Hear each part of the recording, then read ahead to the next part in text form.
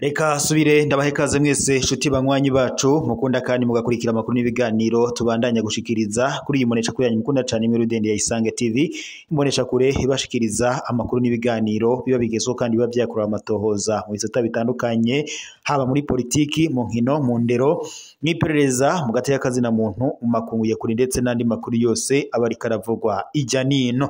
Reka rero mbakengurukire mwese mudukurikira muri mu micungararo igize igihugu cyacu cy'u Burundi abadukurikira bari mu bihugu bibanyi ndetse n'abari mu makungu ya kure mwese ndabahaye kaze mu makuru yacu, amakuru yihuta cyane, makuru abayiriwe avugwa ijya nino mu bisata bitandukanye haba mu politike ndetse n'ahandi hose tuba atuyabashikiriza ku buryo bw'idonido. Reka rero mbakengurukire mwese mu makuru yacu y'aka kanya, amakuru yihuta, amakuru araza agushimikira ku ngingo nkuru zitandukanye aho toza kunyarukira ngaha mu Burundi tukarabira hamwe ku biriko birahavugwa na cane muri politiki. Kuri ubu ngubu biri kuvuga ko umugwi witwaje ibigwanisho wa Tabara wasubiye kwadukanya ibitero ndetse wasubiye kwadukana ibigwanisho. Kuri ubu ngubu umugwa mukuru w'ubutunzi i Bujumbura ibintu byamaze kuyangara, mu gihe kandi umugwi wa M20 wa Tabara n'ubundi biriko biravuga ko woba wagandaguye abasirikare babiri nkuko twabibashikirije ko hari abasirikare babiri bo mu ngabo z'u Burundi FDNB batowe ku ruzi rwa Rusizi, rukaba rero ari uruzi rugabura igihugu cy'u Burundi ndetse na Repubulika Iharanira Intwaro Rusange ya Kongo. Vyose turaza kubibashikiriza ku buryo bw'idonido. Turaza kandi kunyarukira mu yandi makuru tuze kurabira hamwe kubiriko biravuga ko hari umukenyezi ngaha mu Burundi na muri Burunga yoba yagandaguwe yagirizwa ibijanye n'amarozi. Turaza kandi gukora amatohoza ku makuru ariko aravuga ko hoba hari abana bashika 2600 babuzwe irengero bakaba hariko haribazwa aho boba barajanywe. Byose turaza kubibashikiriza ku buryo bw'idonido. Amakuru rero ku buryo bw'idonido tuyahereye ku biriko biravugwa ngaha mu Burundi nuko umugwi witwaje ibigwanisho wa Tabara wasubiye kwadukana ibigwanisho ndetse kuri ubu ngubu wamaze guhungabanya umutekano mu Burundi. Biri kuvuga ko woba wamaze kugandagura abasirikare babiri nkuko twabibabwiye kare ko ari abasirikare babiri batowe ku ruzi rwa Rusizi, bari bambaye rero umwambaro w'igisirikare cy'u Burundi FDNB. Bikaba rero biriko biranuganurwa ko boba abazize umugwi witwaje ibigwanisho wa Tabara. Uyu mugwi rero ukaba ukorera muri Repubulika Iharanira Intwaro Rusange ya Kongo. Kuri ubu rero umutekano mu Burundi wamaze gutosekara.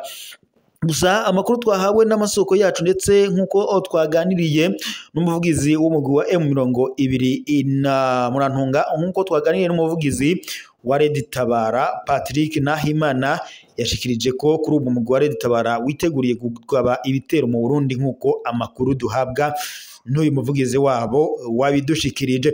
Naho muri Burungaho umukenyezi w'umuhanuzi yaricishijwe igipanga, bikavuga ko rero yagirizwaga ko bango yikekwa ko ibijanye n'amarozi. Nyanza kwa 12 mu kakaro y'umwaka ubukozi bw'ikibi budasanzwe bwarakozwe ku mutumba Gikuzi mu ntara ya Burunga kuri uyu wa gatanu kwa 11 mu kakaro y'umwaka, aho rero Donavine Nsabyimana umuhanuzi wo ku mutumba akaba ndetse yoba ngo yari atuye ku gacimbiri ka Gitabazi yaricishijwe igipanga mu nzu yiwe yagirizwa uburozi n'amatata afatiye ku kigandaro mu muryango.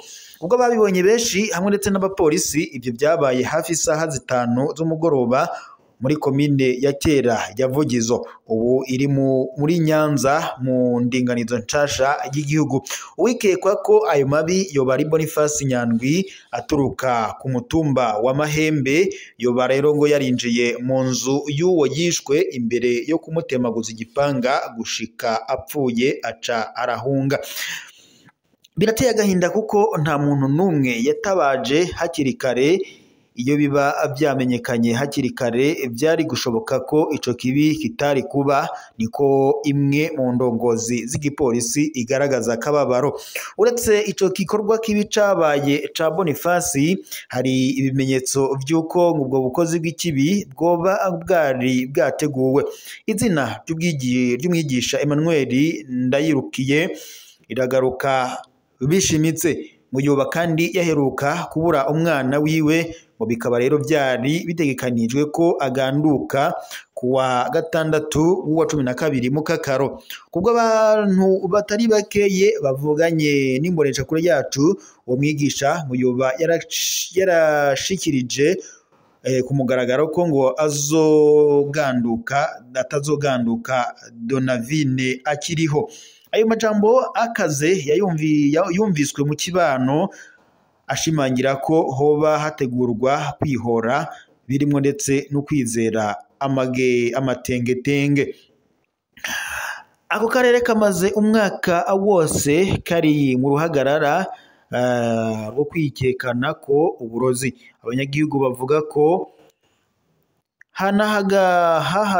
hahamagawe abatutumuzi baturuka mu gihugu kibanyi ca Tanzania. Ibyo byatumye haduka ukwagirizanya uburozi, uruhagarara mu kibano hamwe ndetse n'amabi. Abakuru b'imitumba, abakozi ba leta, abigisha hamwe ndetse n'abihebeye Imana baragirijwe amarebe. Igikorwa kidasanzwe ariko giteye ubwoba c'abahanuzi bo ku mitumba. Mu Burundi, abahanuzi bo ku mitumba barafise uruhara rukomeye mu gutorera umuti y'amatati yo mu kibano yibonekeza, akeshi afatiye ku matongo canke ku kibano. Abatorwa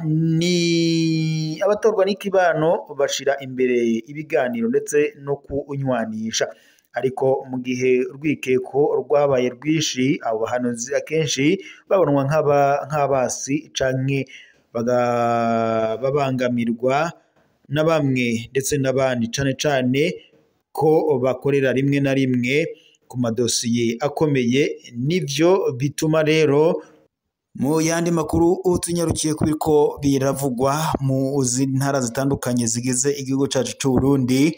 Reka turabire hamwe kubiko biravugwa mu gisata kijanye n'indero, aho rero ngaha mu Burundi ibintu vyamaze kuyangara.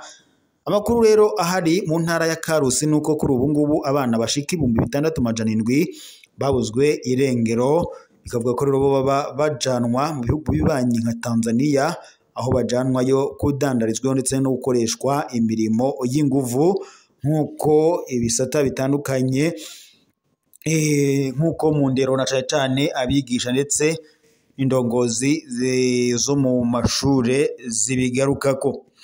Kuwa 11 Mukakaro uyu mwaka, guhagarika ishure ku bwinshi, ubukene bukabije ndetse ugusohoka igihugu mu kinyegero. Intara ya kera ya Karusi ubu iri mu ntara ya Gitega hagati mu Burundi, irahanzwe n'ibibazo bidasanzwe. Nyuma yo kugenda kw'abanyeshuri benshi, hari ukwikeko rwinshi rw'urudandazwa rw'abana bajanwa mu gihugu kibanyi ca Tanzania, bigatera rero amakenga indongozi, abigisha n'amashirahamwe aharanira agateka ak'abana. Abanyeshuri barenga 6700 barataye amashure mu mwaka w'ishure wa 2024-2025 mu ntara ya kera ya Karusi. Abenshi muri bo ni abo mu gice k'ishure shingiro, kubw'uko ngo inzego z'ishure zibibona.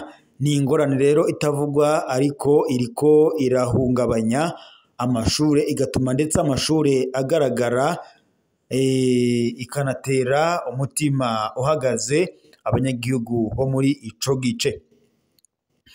Imvo nyinshi ku ruhande rumwe ngo n'ubukene bukabije butuma imiryango imwe n'imwe irungika abana babo muri Tanzania yizeye kuzoronka kazoza keza. Ku rundi ruhande ho ngo hariko haraboneka abemeza ko hari urudandazwa rutunganijwe rw'abana.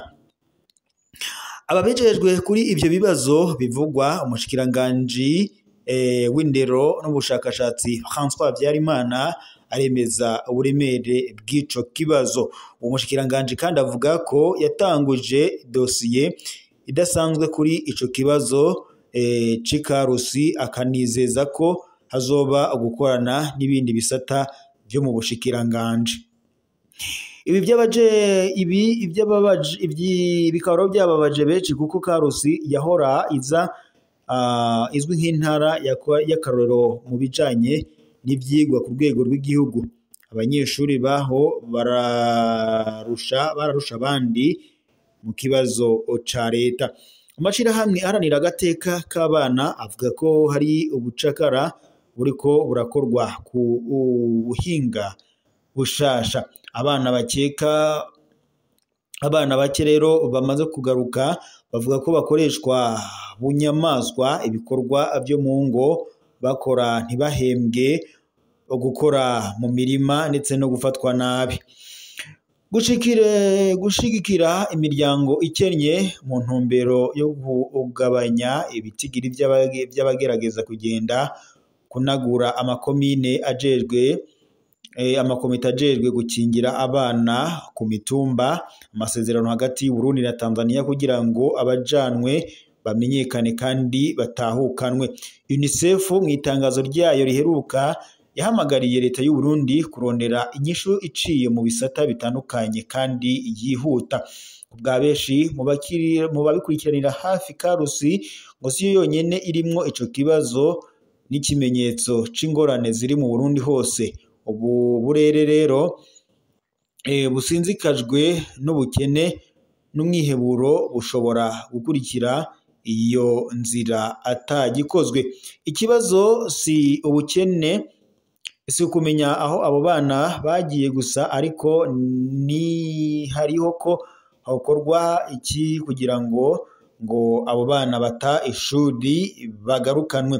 Bikaba rero bisabwa ko byihutirwa kandi uko umunsi uhera hadatowe inyishu ngo bitera ingorane, ndetse hakaba n'aba bana bazobandanya bajanwa muri iyi mirimo y'agahotoro. Reka rero mbashimire mwese mwari kumwe natwe mu makuru twariko turabashikiriza ayaka kanya, tube tuyasuzire ngaha. Turaza gusubira mu makuru agezweko, gusa mwibuke gufyonda suivre, s'abonner ndetse na partager, mwibuke no gufyonda kuri iyo ngengeri kugira muze mubona notification zijyanye n'amakuru tuba turiko turabashikiriza umwanya n'umwanya, igihe cyose tuba tumaze gushira amakuru kuri imbonesha kuri yanyu mukunda cyane ya Isange TV. Imbonesha kure ibashikiriza amakuru n'ibiganiro biba bigezeho kandi biba byakorewe amatohoza. Reka rero mbashimire mwese kuba mwari kumwe natwe mu makuru turabashikiriza y'aka kanya, tube tuyasuzire ngaha. Turaza gusubira mu makuru araza kuba agezweko kuri imbonesha kuri yanyu mukunda cyane imwe rudende ya Isange TV. Imbonesha kure ibashikiriza amakuru n'ibiganiro biba bigezeho kandi biba byakorewe amatohoza mu bisata biba bigiye bitandukanye, ndetse n'amakuru ariko aravugwa mu mihingo itandukanye.